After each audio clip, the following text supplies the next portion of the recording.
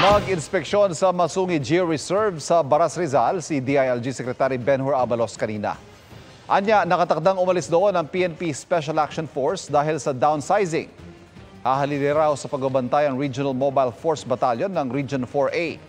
Target daw nilang siguraduhin na walang ibang makakapasok sa binabantayang lupain at maiwasan ng mga naiulat na pangaharas doon mula sa mga taong umaangkin sa lugar. Magtatalaga rin ng regular na checkpoint para mapigilan ng anumang tangkang pagpuslit o land grabbing. Napakahalaga na meron tayong kapulisan. Yung ating mga rangers na nakakaranas ng harassment mula sa mga land speculators dito, pati na rin doon sa mga resorts na nagkatangkang kumuha ng lupa kahit walang dokumento.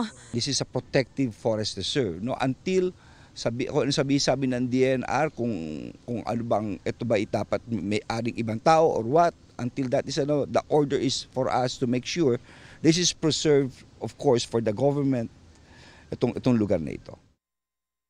Mga kapuso, patuloy na tumutok sa mga balita. Mag-subscribe sa GMA Integrated News sa YouTube.